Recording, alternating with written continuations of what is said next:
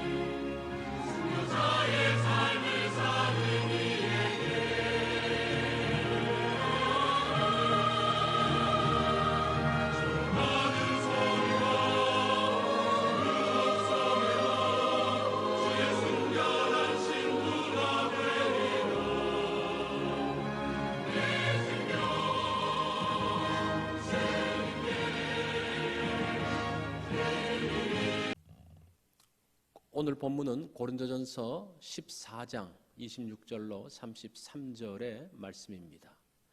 우리 이 말씀 한 절씩 교독합니다. 그런즉 형제들아 어찌할까? 너희가 모일 때에 각각 찬송시도 있으며 가르치는 말씀도 있으며 계시도 있으며 방언도 있으며 통역함도 있나니 모든 것을 덕을 세우기 위하여 하라.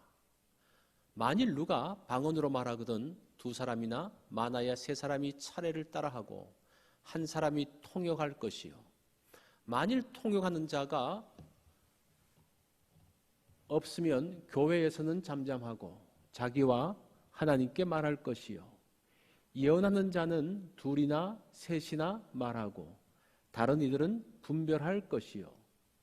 만일 곁에 앉아있는 다른 이에게 계시가 있으면 먼저 하던 자는 잠잠할지니라. 너희는 다 모든 사람으로 배우게 하고 모든 사람으로 권면을 받게 하기 위하여 하나씩 예언할 수 있느니라. 예언하는 자들의 영은 예언하는 자들에게 제재를 받나니 하나님은 무질서의 하나님이 아니시요 오직 화평의 하나님이시니라. 오늘 제목은 질서와 화평으로입니다. 어지러움과 혼돈은 하나님의 역사가 아닙니다. 화평과 질서가 하나님의 역사입니다. 하나님은 질서의 하나님이시기 때문입니다. 33절 말씀을 보면 하나님은 무질서의 하나님이 아니시요 오직 화평의 하나님이시니라고 말씀을 합니다. 고린도 교회의 분열은 하나님 교회의 모습이 아닙니다. 그리스도의 복음으로 인해 얻은 자유가 교회를 어지럽게 하는 계기가 되었습니다. 하나님께서 주신 그 귀한 은사마저도 분열의 도구가 되었습니다. 무질서한 사용은 하나님의 선물을 욕되게 만들죠. 27절로 28절에 보면 만일 누가 방언으로 말하거든 차례를 따라하고 한 사람이 통역할 것이요 만일 통역하는 자가 없으면 교회에서는 잠잠하고 라고 말씀합니다. 고린도 교회의 공적 예배에서 방언하는 일이 있었습니다. 그럴 때 원칙은 순서를 따라서 방언을 하고 통역하는 사람이 없으면 통역을 하는 것이 원칙입니다. 만약에 통역이 없으면 잠잠해야 된다라고 말씀을 합니다. 잠잠하라는 것은 방언을 하지 말라는 것이 아닙니다. 통역이 있을 때까지 기다리라는 겁니다. 이 질서에 대한 이야기죠. 질서 있는 화평한 모습이 하나님 교회의 바른 모습이기 때문입니다. 29절로 30절에 보면 예언하는 자는 둘이나 셋이나 말하고 다른 이들은 분별할 것이요 만일 곁에 앉은 다른 이에게 계시가 있으면 먼저 하던 자는 잠잠할지니라고 말씀을 합니다. 담임 목회자가 없었던 고린도 교회는 성도들이 말씀을 전했습니다. 그때 어떤 질서 가운데서의 예언은 가르침이죠. 가르침, 말씀을 전해야 될 것인지를 알려주고 있습니다. 말씀을 전할 때에 다른 사람의 계시가 있으면 예언하던 사람은 잠잠해야 된다라고 합니다. 여기서도 잠잠하라는 것은 예언하지 말라는 것이 아닙니다. 순서를 알고 질서 있게 평온한 가운데 하라는 것입니다. 이것이 고린도 교회의 화평을 세우는 길입니다. 33절로 34절에 보면 모든 성도의 교회에서 함과 같이 여자는 교회에서 잠잠하라고 말씀합니다. 여자가 교회에서 잠잠하라는 것은 교회에서 한마디도 하지 말라는 말이 아닙니다. 그 위의 문맥에서 보면 잠잠하라는 것은 하지 말라는 것이라기보다는 어떤 질서 속에서 화평한 가운데 하라는 말씀입니다. 바울은 그 앞에서 고린도전서 그 앞에 부분에서 여인은 머리에 수건을 쓰고 공적 예배에서 기도나 예언은 가르침이죠. 가르침할 것을 허용했습니다. 복음은 인종, 성별, 신분 차이를 폐지했습니다. 그리스도 안에서 모두가 동등해졌습니다. 남녀 차이가 없습니다. 이 고대 사회는 여인들은 사람 대접을 받지 못했습니다. 그래서 교육의 기회가 주어지지 않았습니다. 복음이 여성들에게 자유를 주었다고 해도 아무렇게나 교회에서 가르치는 일을 해서는 안 됩니다. 남자나 여자를 막론하고 복음으로 인해서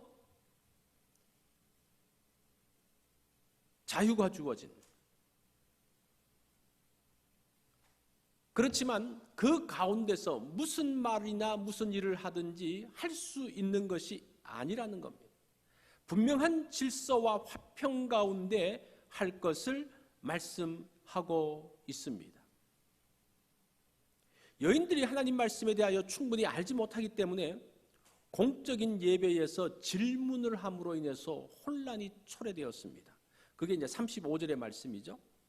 여인들이 교회에서 발언권이 생겼다고 무조건 말하거나 질문하지 말고 먼저 집에서 화편에게 물어볼 것을 권하고 있습니다. 이 하나의 질서죠. 그렇게 함으로 인해서 공예배가 평온하고 질서 있게 진행되는 것을 권면하고 있습니다. 자, 모든 사람들에게 자유가 주어졌습니다. 복음으로 인해서 자유가 주어졌죠. 그렇지만 그 자유를 가지고 교회에서 무슨 말이나 무슨 일이나 할 수 있는 것이 아닙니다. 교회는 어지러움과 혼란, 무질서가 있는 곳이 아니기 때문입니다. 질서와 잠잠함, 화평과 배려가 있는 곳입니다. 방언을 할 때, 예언을 할 때, 질문을 할 때 질서와 화평 가운데서 순서를 따라하고 잠잠하게 기다리며 남을 배려해야 한다라고 말씀합니다. 하나님은 어지러움의 하나님이 아니시기 때문에 화평의 하나님이시기 때문이라는 겁니다. 자, 이것이 고린도 교회가 배워야 할 중요한 교훈입니다. 이런 하나님의 질서가 고린도 교회를 화평하게 만듭니다. 잠잠하게 기다릴 때에 고린도 교회가 받은 은사는 빛을 발하게 됩니다. 자, 질서와 화평은 교회를 회복시키는 중요한 열쇠입니다. 하나님의 교회는 하나님의 의도대로 세워져야 됩니다. 혼란과 무질서가 아닌 화평과 질서가 있어야 합니다.